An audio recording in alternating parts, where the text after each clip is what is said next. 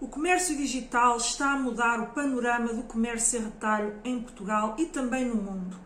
Mas em Portugal, silenciosamente, mas de forma profunda, estão a entrar várias plataformas internacionais de forma crescente, diria até exponencial, que está efetivamente a trazer fortes desafios às empresas portuguesas que teimam ou hesitam em ocupar um espaço no digital que tem estado vazio e por isso mesmo abre espaço para que estas plataformas entrem com grande força. Existem já empresas sim a investir no comércio eletrónico, no seu crescimento, no aprofundamento das suas lojas, da comunicação com o cliente, mas existem ainda muitas que nada estão a fazer, que teimam em continuar com o mesmo modus operandi, com o mesmo tipo de estratégia, com lojas online muito mal trabalhadas, e isso está a dar espaço a que entre uma concorrência que depois será difícil de combater.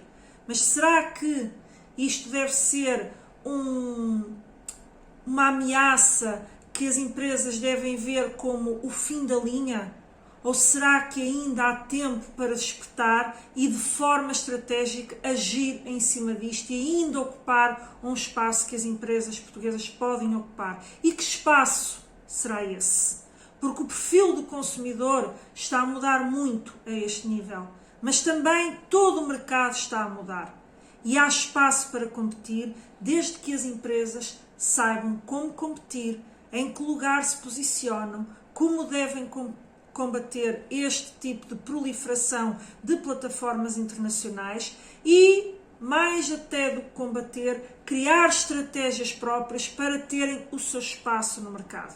Porque muitas vezes não é com os mesmos formatos, com o mesmo tipo de marketing, com o mesmo tipo de estratégia que se vai combater, porque as regras concorrenciais são diferentes, porque a dinâmica concorrencial é diferente, porque há efetivamente fatores com os quais as empresas portuguesas não podem combater, como é o caso do preço, mas tem que perceber que tem que estar neste mercado, que tem que fazer o seu caminho, que tem que enquadrar o seu tipo de perfil, ir em busca daquilo que é o seu tipo de cliente, porque estas plataformas estão a crescer, mas não agradam a todos, trazem problemas também com esse crescimento. E será que as empresas portuguesas estão a aproveitar as próprias fragilidades que são identificadas nestas plataformas?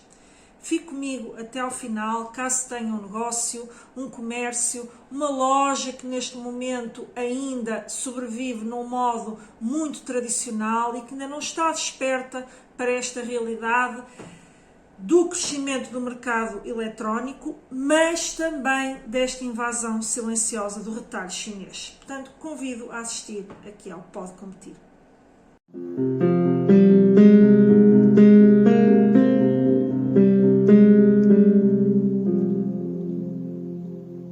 Olá, seja muito bem-vinda a mais um episódio do Pode Competir. O meu nome é Ana Rola, sou consultora de gestão há mais de 15 anos e ajudo empresários e empreendedores a criar e implementarem projetos focados na sua competitividade, em melhorar os seus resultados, em fazer crescer as suas empresas e implementar boas práticas de gestão.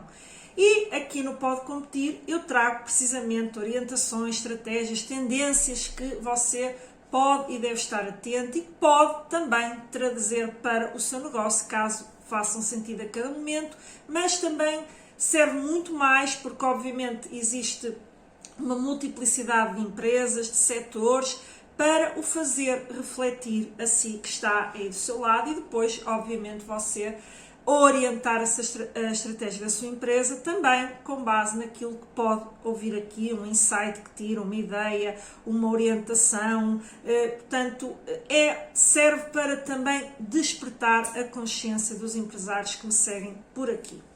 E neste episódio nós vamos falar de um assunto que é muito relevante, que também tem sido muito falado, que é esta questão da invasão silenciosa do retalho chinês através das plataformas de comércio eletrónico, mas não só, é também abrir aqui o leque de oportunidades, porque sim, este crescimento silencioso é uma ameaça, mas também ainda existem oportunidades e essas oportunidades estão muito alicerçadas num crescimento do comércio eletrónico em Portugal, que se tem vindo a registar de forma consolidada ao longo dos anos, e há um espaço que as empresas portuguesas, algumas já estão a fazer o seu trabalho, mas ainda há muitas que estão adormecidas para esta realidade ou que não têm uma estratégia devidamente consolidada e podem até ter uma loja online, mas ela na sua essência é apenas mais um canal que tem, porque não tem grande atratividade, não realiza muitas vendas e, portanto, acaba por não ser um braço estendido da empresa, mas sim a existência de um canal só porque sim.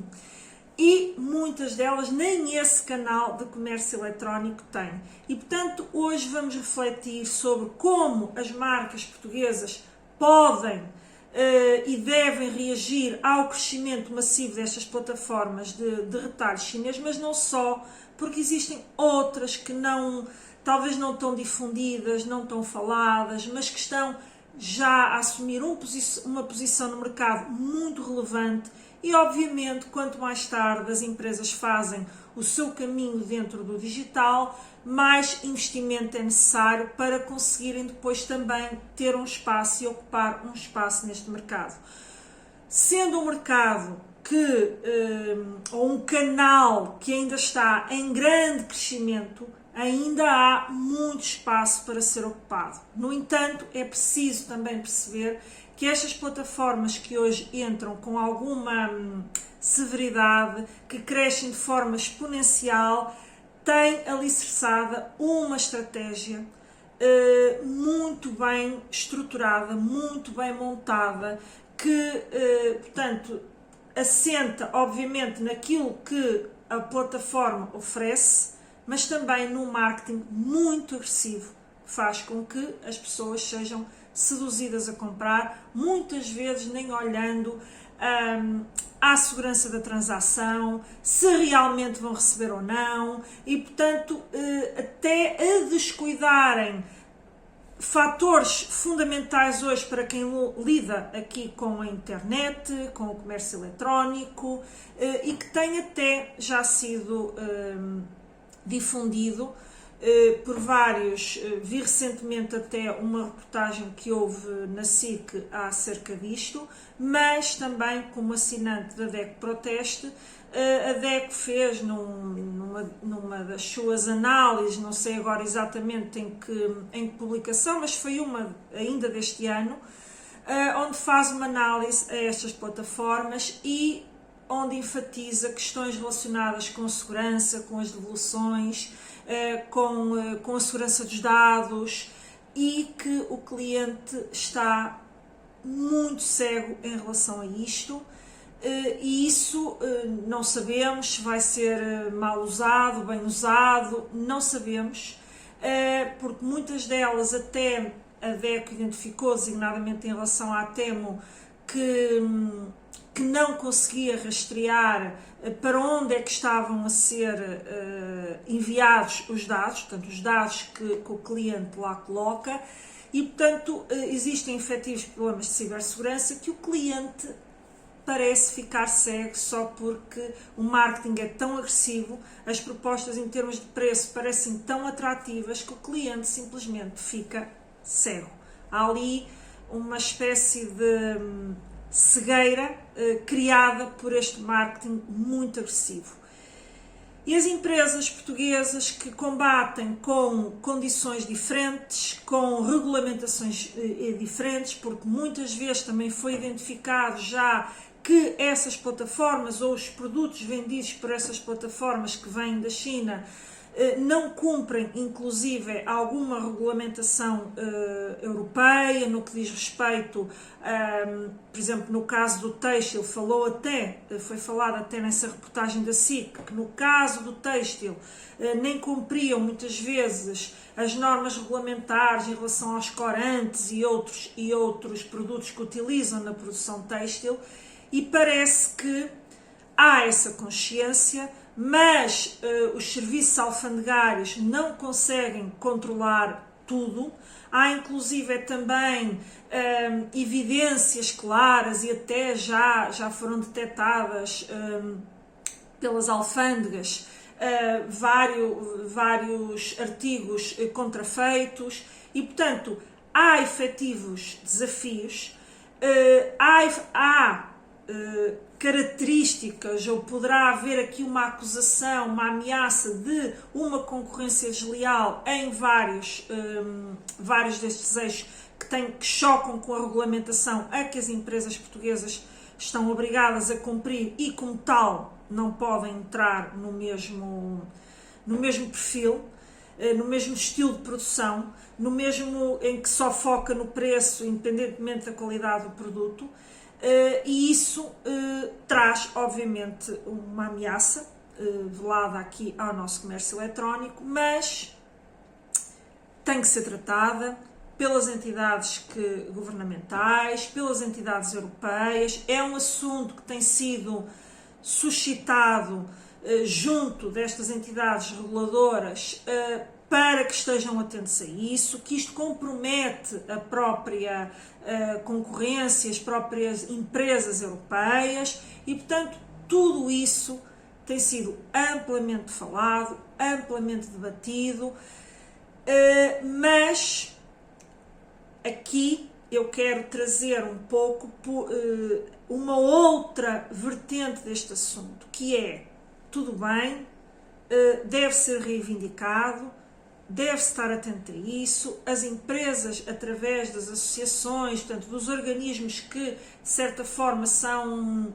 as entidades que as deverão defender junto do governo, devem alertar para isso, sempre que identificarem este tipo de práticas, devem denunciar, porque entram milhares de artigos todos os dias em Portugal e é impossível que a alfândega consiga detectar tudo, em particular quando se está a falar até deste não cumprimento de regras europeias, por exemplo, em relação às matérias-primas utilizadas. Acredito que em muitos destes artigos a alfândega nem sequer consiga aferir se estão a cumprir ou não. Portanto, sempre que as empresas detectam, sim, devem denunciar, mas mais do que isso, devem olhar para o porquê que isto está a acontecer,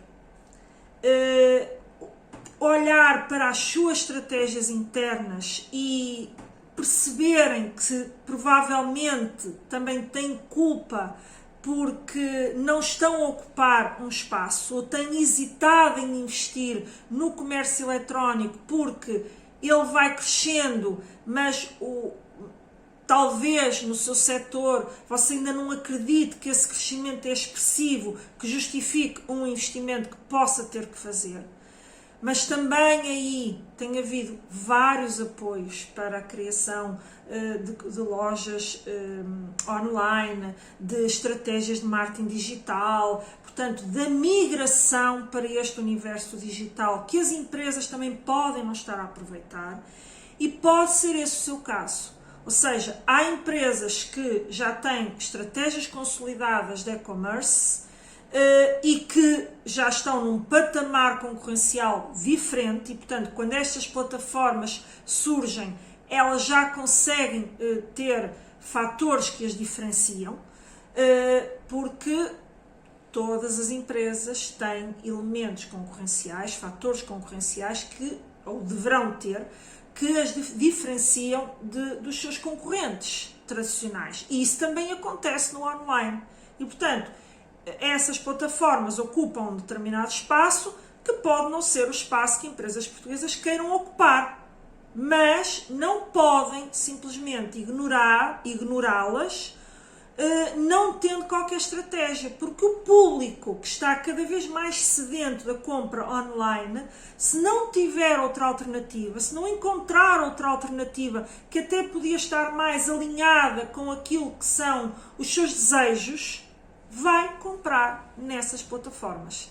E, portanto, as empresas portuguesas que ainda estão muito adormecidas para isto, ou poderão ter uma loja virtual que não passa de um canal morto, estão a deixar espaço para estas plataformas crescerem.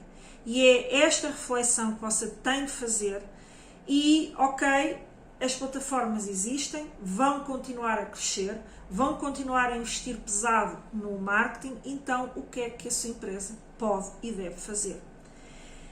E antes de irmos para esse o que é que a sua empresa pode e deve fazer, vamos mergulhar aqui um bocadinho, muito brevemente. Portanto, aqui não se trata de trazer aqui uma análise do crescimento do e-commerce com todo o detalhe em termos estatísticos. Se lhe interessar um tema assim mais profundo sobre isso, também partilhe comigo que poderei fazer um outro episódio acerca disso, mas o que eu quero aqui é inteirar-se, que você se inteire dos grandes números, para depois perceber que sim, temos dois tipos de mudanças, que é o próprio perfil e comportamento do consumidor, e depois, em simultâneo, todo o mercado que está a ser, eu diria, empurrado para uma reação rápida a esta proliferação e a este crescimento exponencial destas plataformas internacionais que estão a entrar e ocupar um espaço aqui em Portugal no comércio eletrónico. E que números são estes? Nos últimos anos, ou seja, isto já tem mais de uma década, o crescimento do comércio eletrónico, mas foi sendo feito passo a passo, de uma forma não tão agressiva, tão exponencial, mas nos últimos anos esse crescimento começou a ser massificado, começou a ser mais acelerado, exatamente porque quanto mais concorrentes entram no mercado, maior a força concorrencial faz com que se torne cada vez mais urgente a reação das outras empresas. E porquê é que ela se torna urgente? Porque o consumidor, quando surgiu, era muito desconfiado, ainda não tinha muitas vezes à vontade na transação, confiança em fazer a transação porque tinha medo que lhe roubassem os dados dos cartões, portanto, mas tudo isso foi sendo desmistificado ao longo dos anos, foram surgindo também vários mecanismos de pagamento que trouxeram maior segurança ao cliente, maior confiança no momento da transação. O cliente começou também ele próprio a experimentar, e ao experimentar a perceber os benefícios que tinham, portanto, esta forma de comprar. Depois começaram a surgir várias plataformas no retalho alimentar, e não só os Uber Eats, a Glovo e outras, portanto, que também devido à praticidade da própria dinâmica criada por essas plataformas, de que já nem tenho que ir ao supermercado porque alguém me traz as compras, o próprio surgimento de plataformas como o Continente Online também fizeram com que o consumidor começasse a perceber grandes benefícios, porque em vez de perder tempo para ir ao supermercado, tem apenas que fazer uma compra e alguém lhe vem trazer. Portanto, esses benefícios foram sendo percebidos pelo cliente, e isso foi suscitando uma aceleração, portanto, do comércio eletrónico, e em simultâneo várias empresas estavam a entrar, e quanto mais empresas há, mais adesão há por parte dos clientes. Porquê? Porque eles veem mais necessidades satisfeitas por este mecanismo. E depois o próprio marketing a funcionar, não é? Em que à distância de um clique, compre isto, à distância de um clique, não é? Portanto, isto foi surgindo. Quando surge a pandemia,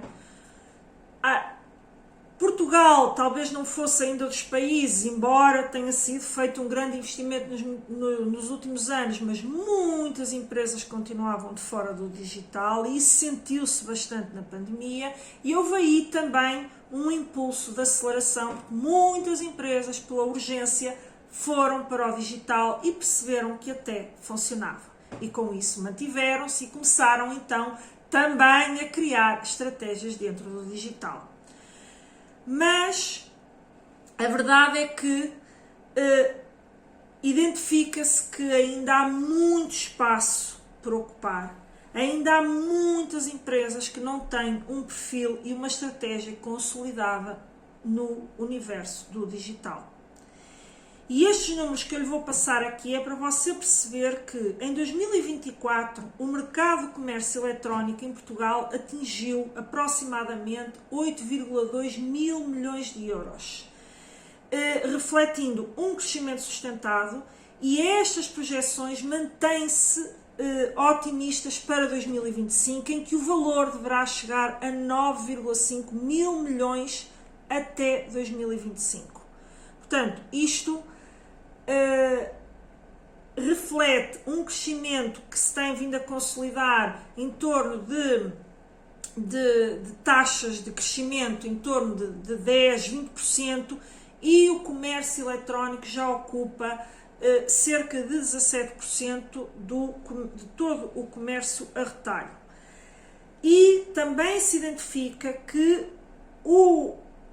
cerca de 44% dos portugueses entre os 16 e os 74 anos compraram online nos últimos meses. Portanto, aquela ideia de que o comércio online é só para um público, um perfil mais jovem, também é destruída por estes números, porque esta amostra foi focada, portanto, entre os 16 anos e os 74 anos. Portanto, aquela iliteracia, o não saber utilizar muito bem o comércio eletrónico, a desconfiança mais gritante num público mais velho, estes números refletem que já não é bem assim. Depois há outros números que eu poderia aqui falar, mas como eu disse, eu não quero que este episódio seja focado aqui nesta análise. Se você, repito, quiser que eu faça com mais profundidade, apresente estes números, diga, comenta aí, deixa aí um comentário que eu trarei num outro episódio. Eu só lhe trouxe estes números para você perceber que já não estamos a falar de pouca coisa. Que já não estamos a falar de um mercado que deve ser desprezível. E com uma onda de crescimento que se tem mantido e que se vai continuar a manter.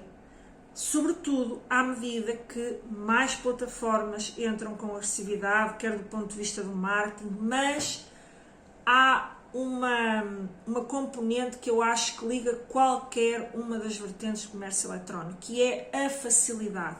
A facilidade em comprar, que faz com que não haja muitas vezes tanta resistência à própria compra, porque o facto de uma pessoa ter que se deslocar a uma loja ou ir a um centro comercial cria ali uma fricção na compra, mas não seja, faz com que o consumidor pense um pouco mais sobre se vai comprar ou não, se vai gastar aquele dinheiro ou não. Portanto, o comércio eletrónico tem esta vertente, um apelo ao consumo. E é mais fácil entrar, como eu costumo dizer, pelo ecrã adentro, porque isto está tudo dentro do mobile, e esta apetência à distância de um clique, de uma qualquer publicação numa rede social onde as pessoas e os clientes estão afundados no seu dia-a-dia, faz muita diferença e pode fazer muita diferença no seu negócio. E o que se sente é que, apesar de muitas plataformas já terem surgido em Portugal, apesar de muitas lojas já terem direcionado e terem hoje um comércio eletrónico, será que estão a trabalhar devidamente? Será que estão a colocar isso como prioridade na sua empresa em termos de investimento, em termos de ter uma estratégia consolidada para aquele canal de venda? Porque vender no físico é diferente de vender num canal eletrónico. Será que tem uma estratégia que até aproveita o facto de terem um canal físico, chamadas estratégias omnichannel, que é, ou seja, dando aqui um exemplo que muita gente conhece da Zara, em que você pode encomendar online, mas vai à loja levantar, prova na loja, não gosta, já pode devolver lá, portanto, sem qualquer fricção, sem lhe colocar em qualquer entrave, portanto, pode inclusive levantar e pagar na loja, ou pagar, portanto, ou seja, há uma estratégia que liga as duas realidades. E aí você poderá ter uma vantagem competitiva, por exemplo, em relação a essa tal invasão das plataformas chinesas, que são apenas plataformas de comércio eletrónico, em que em muitos dos produtos, para não dizer quase todos, o cliente nem sabe bem a quem está a comprar e se vai receber e quais são as condições e a qualidade do produto. E será que a sua empresa, será que está a aproveitar essa fragilidade dessas plataformas? Porque aqui o que você tem que ver é que sim, esta invasão silenciosa é uma ameaça, mas também tem pontos fracos, também tem fragilidades. E você está a aproveitar essas fragilidades para o seu marketing, para a difusão da sua loja eletrónica? Ou será até que você ainda está naquele limiar de que nem sequer tem uma loja online? Portanto, faça esta reflexão aqui comigo e vamos prosseguir para ver alguns números também daquilo que é esta invasão silenciosa do retalho chinês. Porque, volto a dizer, não é displicente aquilo que está a acontecer. E é por isso que é tão falado. E estes números podem assustar. E se as empresas portuguesas continuarem a deixar que o seu espaço, que poderia ser ocupado por si, estar a ser ocupado por estas plataformas, a desconfiança, os pontos fracos vão começar a diminuir, porque essas plataformas também não estão cegas em relação a estes pontos fracos e vão melhorando, vão aprimorando e vão entrando naquilo que são os hábitos de consumo em Portugal. E posso-vos dizer que em 2024 a Temu foi o aplicativo de compras mais descarregado em Portugal. De todos os aplicativos que existem de compras, portugueses, chineses, não é só em comparação com os chineses, é de todos os aplicativos de compras, foi o mais descarregado em Portugal. É verdade que ele surgiu em 23 e, portanto, é natural. Bem, mas quantas plataformas têm não sei quantos anos e se calhar ainda não atingiram os números de downloads que o aplicativo da Temu atingiu. Porquê? Porque entraram para além da política de preços baixos e uma gama muito vasta de produtos dentro da sua plataforma, criou um marketing extremamente agressivo, com campanhas, bónus, ou seja, a pessoa a dada altura quase que ficou mergulhada em tudo que entrava no YouTube, disparavam-lhe anúncios da Temu, entrava na televisão, disparava anúncios da Temu, entrava nas redes sociais, ou seja, o marketing com que eles entraram, a estratégia com que eles entraram, porque estamos a falar de estratégia, eles quiseram entrar no mercado e souberam fazê-lo com muita maestria. E foi isto que gerou estes números. Foi esta estratégia agressiva. Uma estratégia muito consolidada da pessoa clicar num bónus e ser levada para o outro e se desiste, dispara o outro, ou seja, há um apelo ao clique. Tudo à distância de um clique, tudo muito fácil de processar. É só clicar aqui, já compra por tudo e meia, pode ter, aliás, o próprio slogan deles, não é? Compre como um milionário ou como um bilionário, já nem sei bem, mas ou seja, quase como você pode ter tudo que você quiser, porque isto é tudo extremamente barato e você pode comprar e ter acesso a tudo. E isto é muito apelativo para o consumidor. Souberam também identificar um perfil de público em Portugal de baixos rendimentos que pode sim ter acesso a comprar como um milionário. Outro número que é interessante, a Shein é a plataforma que domina o segmento da moda. Em 2024 vendeu mais de 330 milhões de euros, ou teve mais de 330 milhões de euros em vendas líquidas, mais do que a Zara. Portanto, continua a ser a plataforma que domina o segmento da moda. E eu falo-vos da Zara porque a Zara é um dos maiores players do segmento da moda e tem sim já uma estratégia muito consolidada dentro daquilo que são as suas lojas online e mesmo assim é destronado por esta Shein.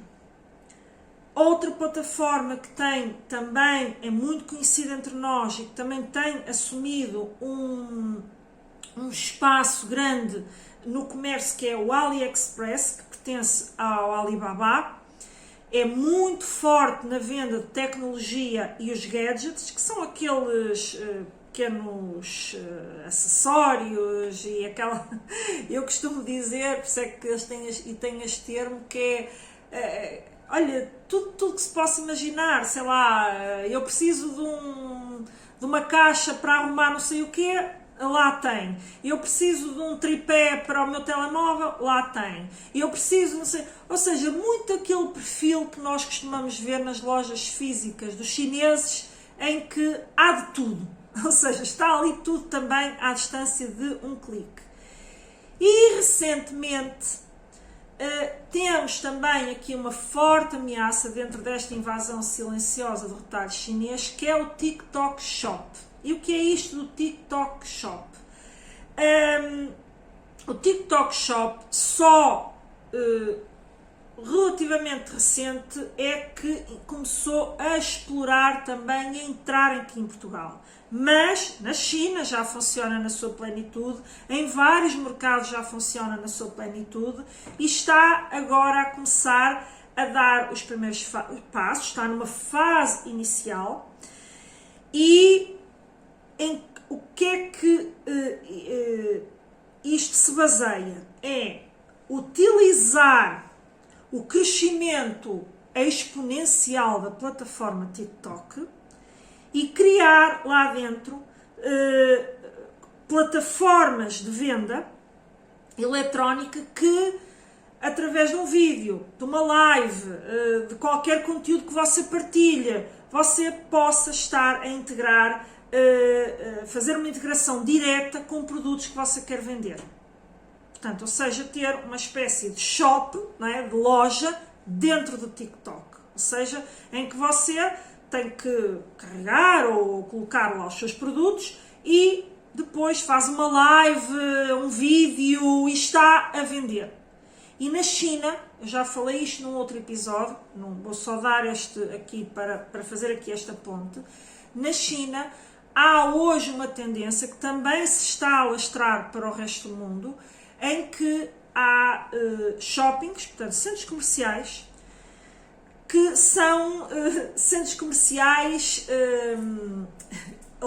nós chamamos, ou eles chamam-se, denominam-se os centros comerciais fantasma. Porquê? Porque vai-se lá e são lojas, estão lá pessoas e são lojas, mas são lojas que só existem no virtual. O que é que são aquelas pessoas que estão ali? Estão a fazer lives. lives para plataformas como o TikTok e outras, todo dia em direto, a mostrar produtos, a apresentar produtos e a vender, a vender, a vender, a vender, a vender, a vender. Estas lives também migraram muito, se você vir no Facebook, houve uma fase que havia muito também, ainda há as lives de apresentação de produtos, que tem que, obviamente, se você quiser colocar links e assim, depois tem que direcionar para uma loja, não é? Ou então também pode ter os seus produtos no marketplace do Facebook, mas não é tão profissional o marketplace do Facebook, ok? Mas também é possível, mas pode colocar um link para ir para a sua loja através destas lives. Ora bem, o que é que o TikTok está a fazer? É transformar isto que já existe na China a alastrar para outros países e, portanto, vai testando.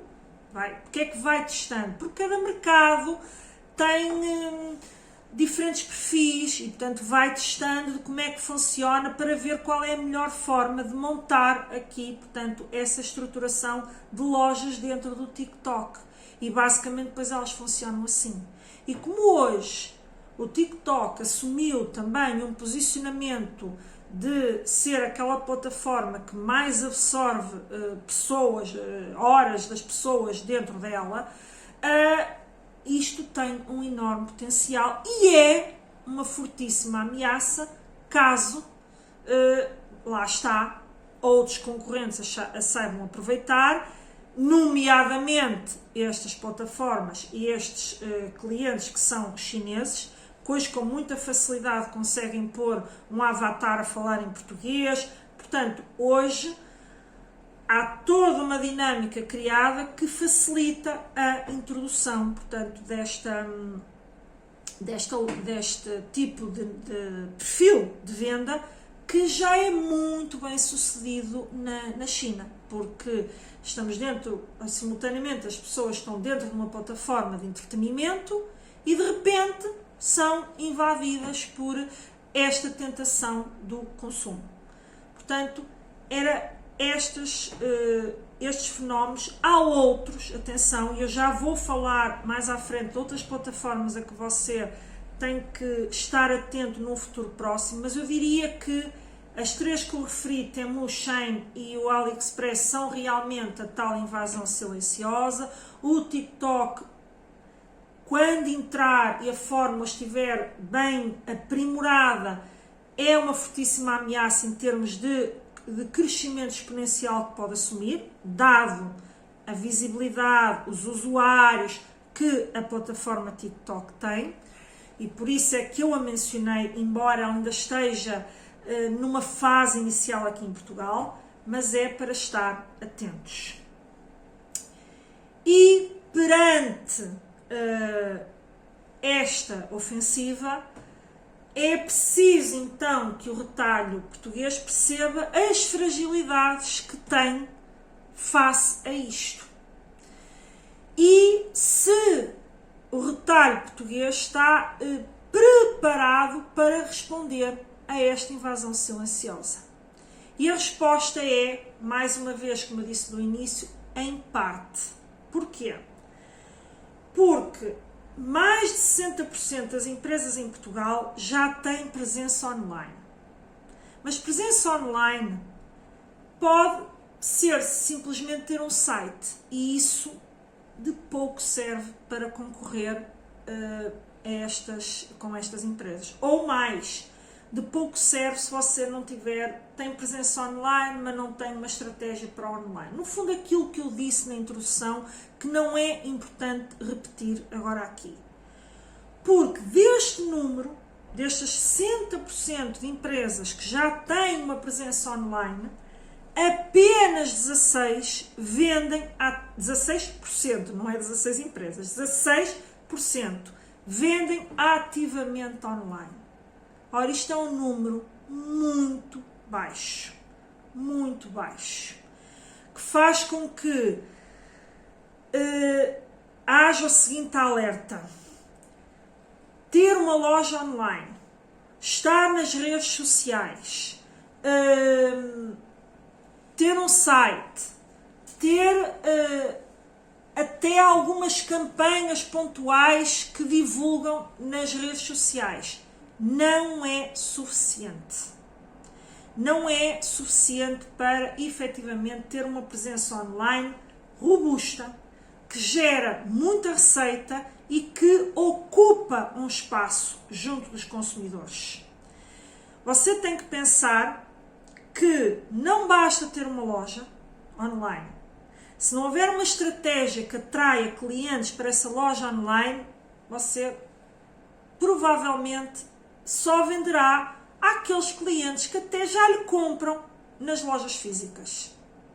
E, portanto, isto pouco agrega em termos de valor à sua empresa. E vamos falar, então, de alguns desafios que as empresas portuguesas enfrentam. O primeiro deles é uma logística fraca no momento final da entrega. Que, notem bem, não é apenas para as empresas portuguesas.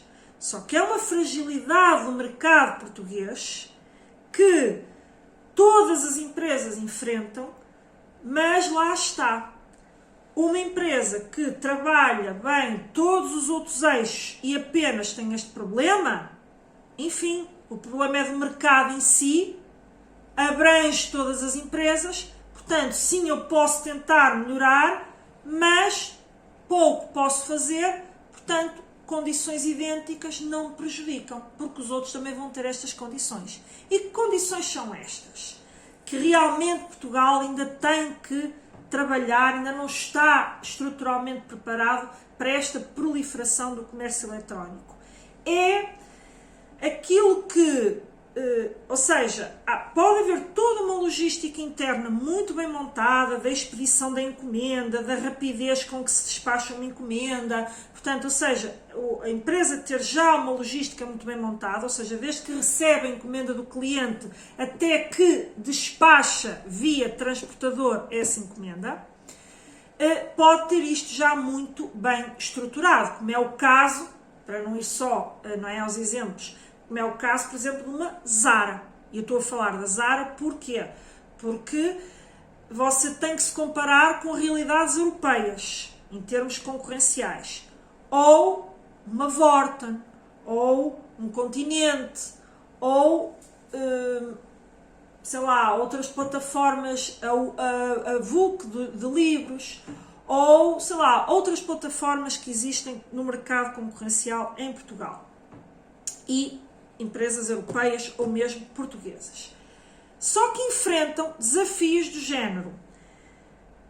Muitas vezes atrasos na entrega, não propriamente por atraso na sua logística interna, mas porque os transportadores não cumprem os prazos, ou porque tem dificuldade em encontrar uma logística que abranja todos os pontos do país e, portanto, tem que se multiplicar em vários fornecedores, ou porque há falta de pontos de recolha que já vão existindo junto dos hipermercados, ou até de lojas que que servem de ponto de recolha, porque o cliente nem sempre está em casa e opta por haver esse ponto de recolha.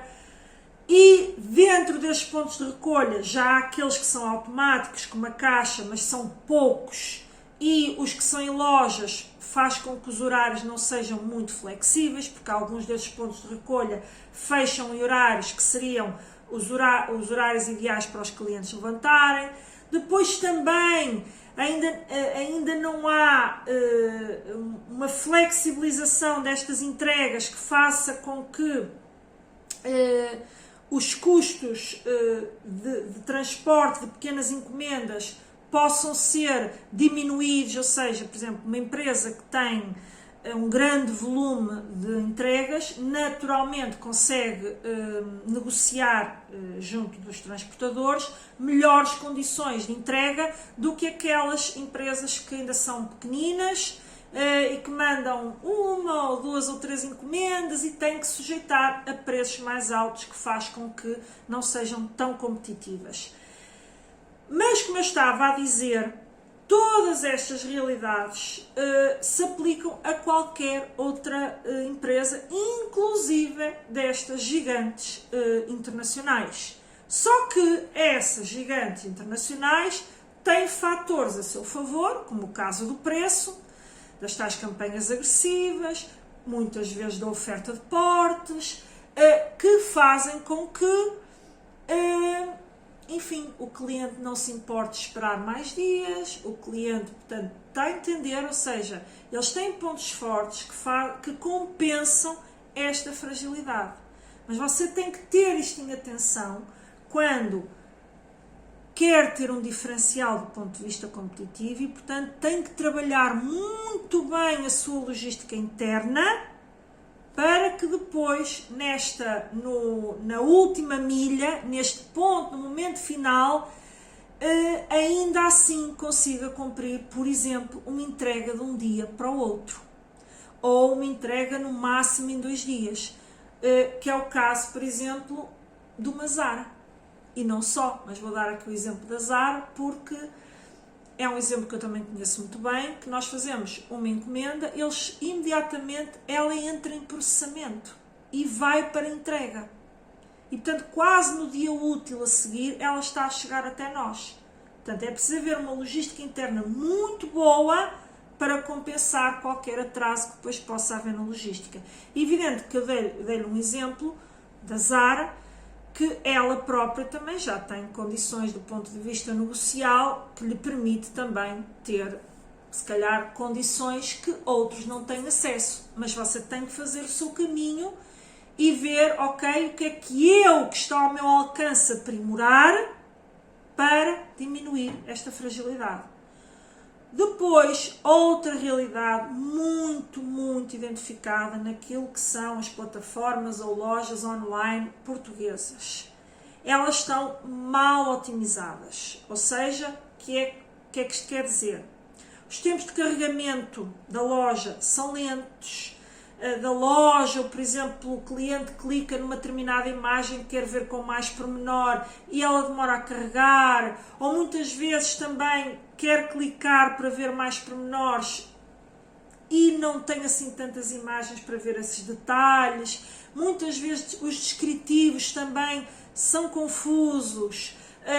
Não tem um nível de detalhe que dê conforto e confiança ao cliente no momento da compra, ou seja, há muito a trabalhar dentro, portanto, não só da velocidade, da experiência do cliente dentro da loja, como também do próprio design, tornando-o mais intuitivo, mais fluido, mais amigo do cliente, dele ter acesso a toda a informação, dele não ter qualquer receio no momento da compra, ter várias imagens, vários ângulos, no caso da moda, o tipo de tecido, ou no caso de outro tipo de produtos, as características do produto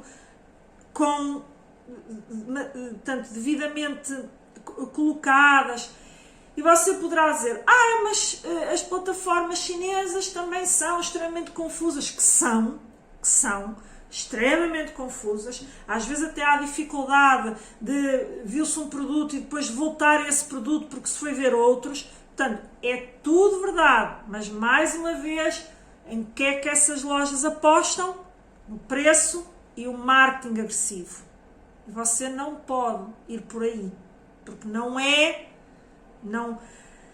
é impossível destronar pelo preço essas plataformas e este tem sido um dos problemas que se tem colocado. Portanto, você tem que se diferenciar por outros elementos, ok? Depois também, e que também está ligado a esta confusão, mas não só, é identificado que há um baixo investimento na experiência do cliente, ou seja, naquilo que são os pontos de conexão.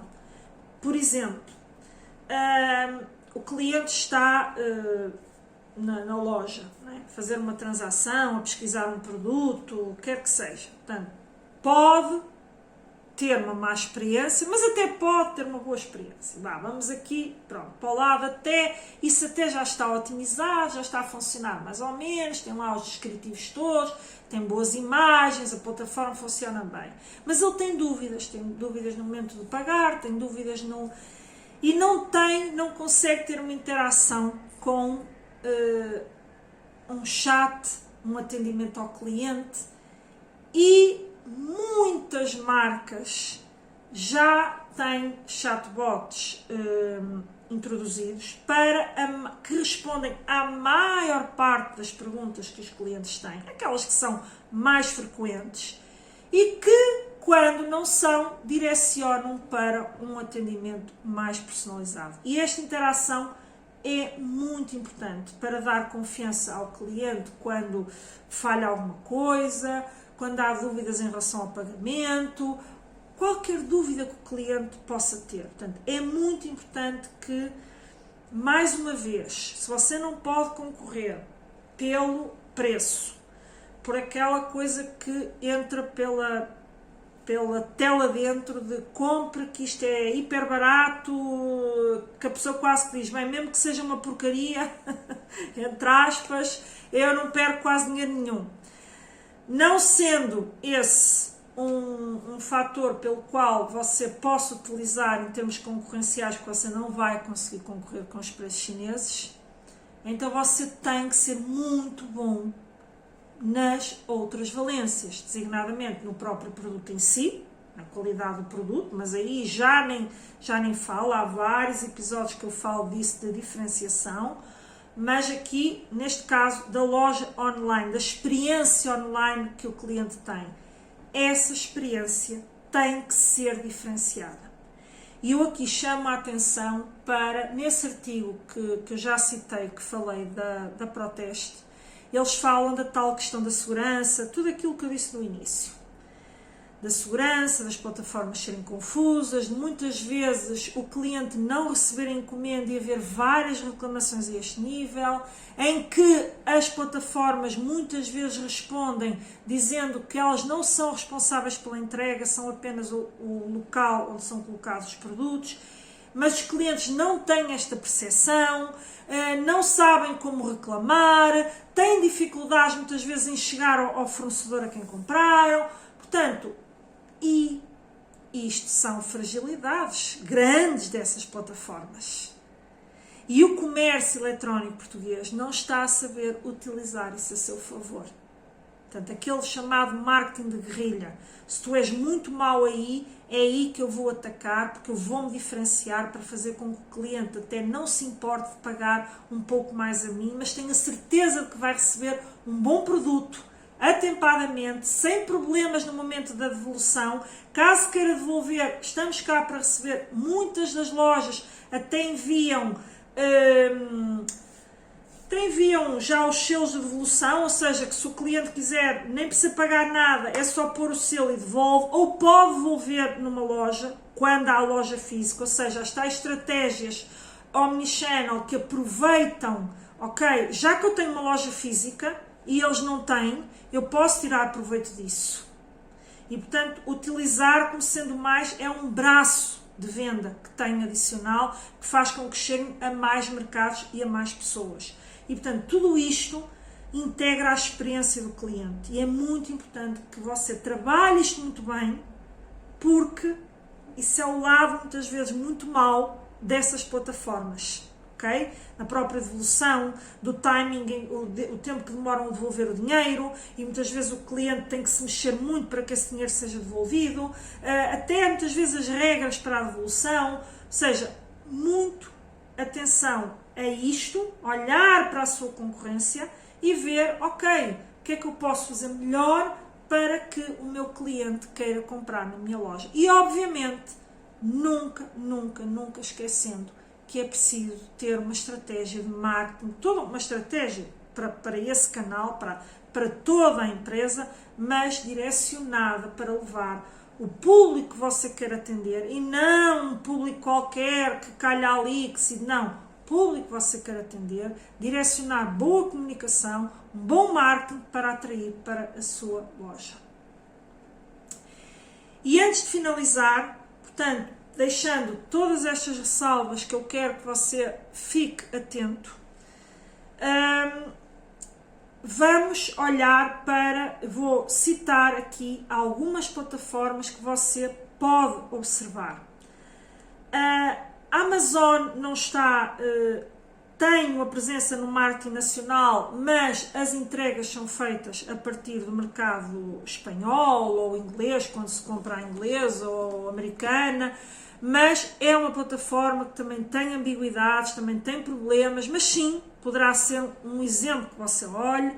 Própria Zara, H&M, Decathlon, Sephora, a Fnac, aqui em Portugal, a Vorta, no continente, mesmo a La Redoute, que migrou de uma revista física para online, própria IKEA, ou seja, dentro do seu setor, identifique casos de sucesso que não se, ou seja, identifique estas ameaças que existem, obviamente, dos grandes canais internacionais, mas identifique também lojas que concorrem com as suas condições, dentro do seu mercado, com a regulamentação europeia. Portanto, ao invés de haver aquela coisa de porque eles não concorrem nas mesmas condições, aquela velha máxima de alguém tem que vir resolver este problema por mim, não é? Não, olhe para bons exemplos de empresas que concorrem no mesmo mercado que você e, sim, muitas vezes olhando para estes exemplos, percebendo o que a concorrência está a fazer, traz muitas orientações e muitos insights para a sua estratégia e para aquilo que você pode fazer. Sem aquela coisa de posicionar-se, aquela loja já é tão grande e então não vou fazer nada, ou o medo de fazer algo porque ela é tão grande que eu nunca lá vou chegar. Cada um tem o seu espaço. Ninguém nasce grande, foram fazendo um caminho. Mas não deixe de lado que está a deixar dinheiro na mesa se não estiver dentro do comércio eletrónico. E outras coisas que tem que ter em atenção, ou que deverá ter em atenção, para além daquelas que eu já citei, para que você se diferencie da tal concorrência dos chineses que, enfim, é o tal foco na experiência que eu já falei, mas também valorizar a origem dos produtos, a própria a forma como comunica aquilo que é o valor da sua marca, aquilo que o diferencia de toda essa parafernália de coisas que surgem, mas faça-o com uma narrativa verdadeira. Por exemplo, quem está no segmento da moda, como eu disse, a Shein assume hoje a nível mundial uma posição, portanto, de liderança, ultrapassando até, como eu disse, a própria Zara. É por isso que a Zara deixa de estar presente no mercado? Não. Ela continua presente e com muita força e a apostar muito forte no online. E a apostar também nas tais estratégias omnichannel. Se você perceber, se você conhecer a experiência, sabe que tudo pode ser feito na loja, você pode ir à loja e pedir a alguém, comprar online no momento e ver se há a peça e compra online e entrega na loja. Portanto, há ali toda uma fusão de estratégias. Foi sempre assim? Não. Foi começando, foi fazendo, foi alicerçando. Evidentemente que tem um capital que nem todas as lojas têm, mas você também não tem o número de lojas que a Zara tem para sustentar. Portanto, tem que fazer dentro daquilo que é a sua identidade, a sua autenticidade e o seu caminho. Mas não esqueça aquele perfil de eu já tenho uma loja online e depois não tenho uma estratégia, toda uma estratégia, experiência do cliente, de logística, de marketing, que faça com que a sua loja seja atrativa, venda e seja uma boa experiência para o seu cliente. Portanto, deixo esta reflexão aqui em conclusão, dizendo sempre o que eu costumo dizer: é sempre possível competir. O que você não pode é ficar amarrado ao passado, de um passado que funcionou, mas que a qualquer momento pode deixar de funcionar. E, acima de tudo, ter consciência de que hoje em dia, para se ter um negócio competitivo, você tem que ter uma estratégia. Uma estratégia consolidada, robusta, que reflita, sim, o ponto em que você está, o tamanho e a dimensão da sua empresa, por onde você vai começar, um direcionamento. Não precisa de ser igual a um mega concorrente, mas olhe para o que eles estão a fazer, porque ele já tem uma experiência adquirida que não deve ser desprezada. Agora, tornando essa estratégia dimensionada para a sua realidade. E a estratégia deverá ter ambição, sim, mas a estratégia tem várias fases de implementação. E você primeiro implementa uma determinada fase, obtém resultados, depois vai para uma segunda fase, obtém resultados tendencialmente maiores e vai reinvestindo, implementando e seguindo em várias fases. Não navegue à vista num mercado que é altamente concorrencial e que está, sim, a sofrer cada vez mais ameaças vindas de fora, que sim trazem no seu âmago características do ponto de vista concorrencial com os quais você não pode lidar, ou que estão fora da sua alçada a lidar. As tais questões de violação de normas regulamentares, a tal questão agressiva dos preços, que você muitas vezes a venderem abaixo do seu custo de produção. É disto muitas vezes que estamos a falar. E, portanto, você pode fazer alguma coisa em relação a isso? Você pode lidar com isso fazendo o quê? Distinguindo-se por aquilo que são as suas forças, os seus pontos fortes, e não tentando colocar a cabeça na areia, a dizer que nada posso fazer e alguém tem que proibir estas plataformas, porque às vezes ouve-se isto. Alguém tem que proibir estas plataformas. Isso nunca vai acontecer. Nunca vai acontecer. A proibição, pode haver regras, podem implementar e eles vão se ajustando. Eles vão se ajustando à medida que isso vai sendo detectado. Mas muito dificilmente ocorrerá uma proibição. Portanto, queria deixar com estas reflexões. Espero que tenha sido um conteúdo útil para si, uma reflexão útil para si. E, mais uma vez, se quiser que traga mais conteúdos aqui direcionados também para o comércio retalho, para estas realidades todas do comércio eletrónico e deste mundo da digitalização dos negócios, partilhe comigo essas suas sugestões de coisas que gostaria de ver mais por aqui. Portanto, mais uma vez, espero ter ajudado. Bons negócios para si e até breve num próximo episódio.